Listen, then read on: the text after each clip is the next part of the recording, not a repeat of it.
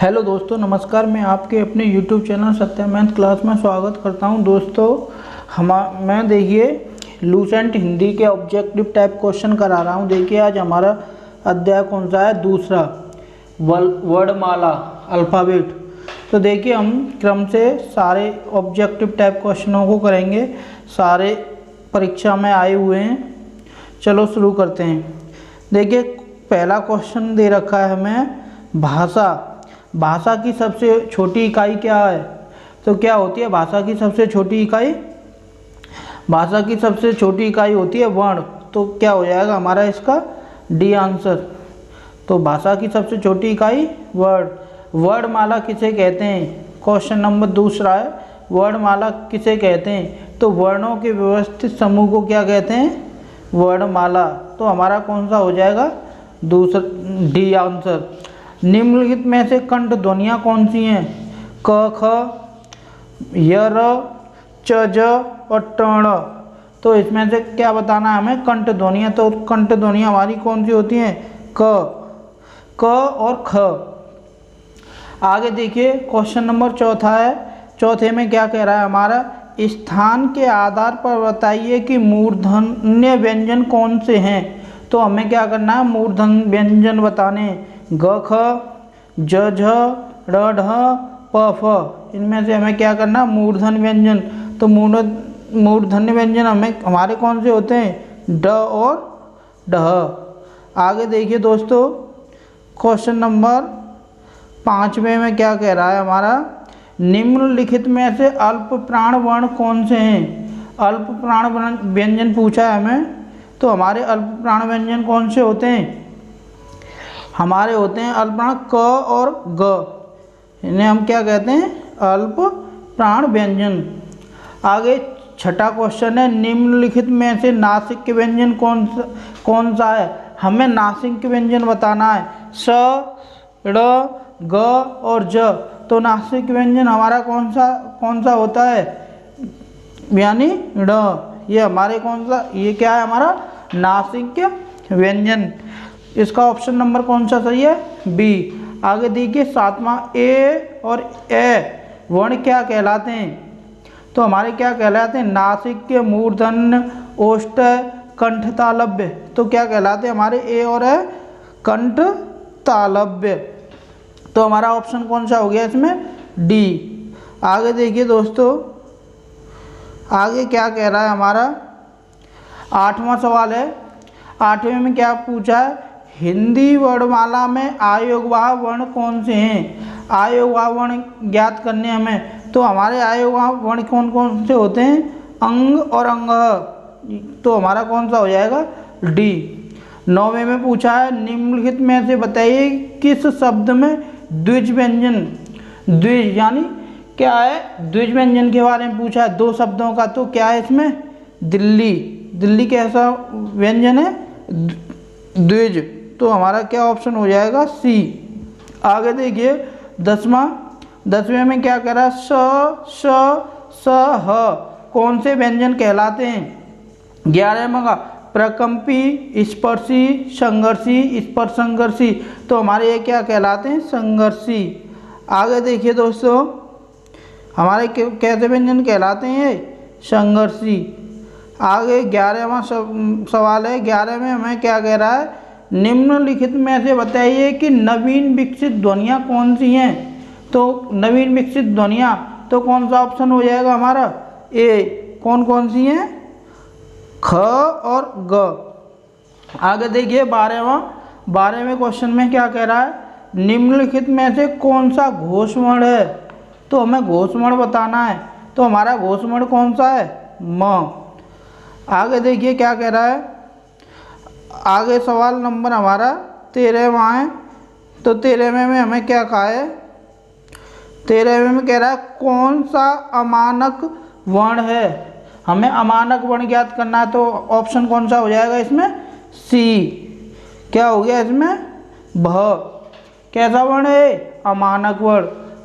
14वां देखिए, क, ग, ज, फ ध्वनियाँ किसकी हैं? तो ये किसकी है? अरबी फारसी की। तो ऑप्शन क्या हो गया इसका? बी। कैसी, किसकी ध्वनियाँ ये? अरबी फारसी की। आगे देखिए दोस्तों, क्वेश्चन नंबर हमारा आ गया 15वां। 15वें में हमें क्या कह रहा है ये, हिंदी में मूलतः वर्णों की संख्या कितनी होती है? 50, 51, 52, 53। मूलतः वर्णों की संख्या पूछी है, तो हमें हमारे हिंदी में मूलतः वर्णों की संख्या कितनी होती है दोस्तों? 52। तो हमारा ऑप्शन नंबर कौन सा हो गया? सी, ठीक। कितनी होती है? 52। 6 ध्वनि किसके अंतर्गत आती है? हमें 16वें में क्या पूछा है? 6 ध्वनि किसके अंतर्गत आती है? तो ये किसके अंतर्गत आती है? संयुक्त वर्ण। तो इसमें क्या हो जाएगा दोस्तों, क्या किसके अंतर्गत आती है? हमारी संयुक्त वर्ण। आगे देखिए 17वें में क्या पूछा है? हिंदी शब्दकोश में 6 का क्रम किस वर्ण के बाद आता है? तो हमारा किसके बाद आता है 17वें में? क के बाद। किसके बाद आता है हमारा? क के बाद। आगे देखिए क्या कह रहा है, आगे 18वें में क्या पूछा है? ज्ञ वर्ण किन वर्णों के संयोग से बना है? यानी हमें क्या बताना है इसमें, यह ज्ञ वर्ण किन किन शब्दों से मिलकर बना है? तो हमारा इसका क्या हो जाएगा? ऑप्शन नंबर बी, ज, आदि ज और ण से मिलकर बना है। आगे देखिए दोस्तों 19वें में अघोष वर्ण कौन सा है? अघोष वर्ण तो क्या है हमारा? अघोष वर्ण 19वें में अ, ज, ह, श। तो 19 का क्या हो जाएगा हमारा? डी। कौन सा है अघोष वर्ण? स। आगे देखिए 20वां, घ का उच्चारण स्थान कौन सा है? हिंदी वर्णमाला में घ का उच्चारण स्थान पूछा है, तो क्या हो जाएगा हमारा? कंठ। क्या हो जाएगा दोस्तों? कंठ। आगे देखिए आगे क्या कह रहा है हमें, 21वें में निम्नलिखित संयुक्त व्यंजन कौन सा है? इनमें से ड, ज्ञ, ड़, ढ, इनमें से क्या करना है हमें? संयुक्त व्यंजन ज्ञात करना है। तो कौन सा है संयुक्त व्यंजन? हमारा संयुक्त व्यंजन है ज्ञ। आगे देखिए आगे क्या कह रहा है हमारा 22वें क्वेश्चन में क्या कह रहा है? निम्नलिखित में से कौन सा वर्ण उच्चारण की दृष्टि से दंत नहीं है? तो हमें क्या, हमारा कौन सा नहीं है उच्चारण की दृष्टि से? ट। आगे देखिए आगे हमारा 23वें में क्या कह रहा है ये, जिन शब्दों के अंत में अ आता है उन्हें क्या कहते हैं? अनुस्वार, आयोगवा, अंतस्थ, अकारांत। 23वां क्वेश्चन क्या कह रहा है हमारा, जिन शब्दों के अंत में अ आता है उन्हें हम क्या कहते हैं? तो उन्हें हम क्या कहते हैं? अकारांत। तो इसका क्या हो जाएगा? ऑप्शन नंबर डी, अकारांत। आगे देखिए 24वां, 6 वर्ण किसके योग से बना है? हमें 6 वर्ण, तो हमारा किस किस के योग से बना है? क और स के योग से। आगे देखिए क्या कह रहा है 25वें में हिंदी वर्णमाला में स्वरों की कुल संख्या कितनी है? हमें क्या ज्ञात करना है? हिंदी वर्णमाला में स्वरों की कुल संख्या ज्ञात करनी है क्वेश्चन नंबर 25 में। तो कितनी है हमारी हिंदी वर्णमाला में स्वरों की संख्या? 13। तो हमारा क्या हो गया आंसर नंबर डी। आगे देखिए फ्रेंड्स 26 में हमें कह रहा है निम्नलिखित में से कौन स्वर नहीं है? स्वर ज्ञात करना है, तो हमें स्वर कौन सा नहीं है हमारा? ड। आगे देखिए 27वां, निम्नलिखित में से कौन ट वर्ग नहीं है? 27 में ट वर्ग नहीं है, तो कौन सा है? घ। हमारा ये कैसा है? ट वर्ग नहीं है। 28वां देखिए हिंदी वर्णमाला में व्यंजनों की संख्या कितनी है? 32, 34, 33। तो हमारी कितनी है? 33। कौन सा हो जाएगा हमारा इसमें? C answer. 28वें में क्या हो जाएगा? सी। आगे देखिए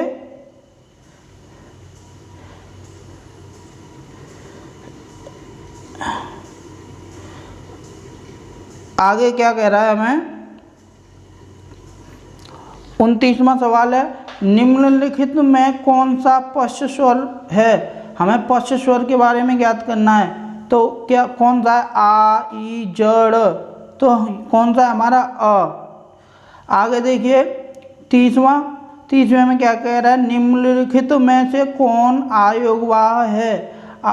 विसर्ग, महाप्राण, संयुक्त व्यंजन या अल्प प्राण। तो हमारा क्या है, विसर्ग। विसर्ग कैसे होते हैं हमारे,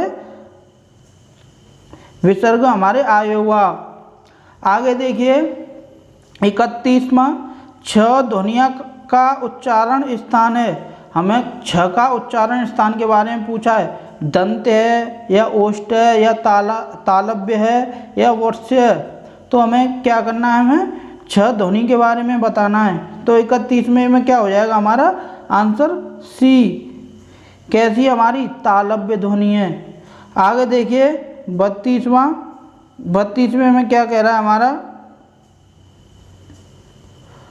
32वें में कह रहा है हमारा निम्नलिखित में से कौन एक संयुक्त व्यंजन नहीं है। हमें ये बताना है इसमें से संयुक्त व्यंजन नहीं है, उसके बारे में हमें बताना है। तो छ, स, त्र, ज्ञान, तो हमारा कौन सा नहीं है संयुक्त व्यंजन, तो हमारा स। ये कैसा नहीं है, हमारा संयुक्त व्यंजन नहीं है।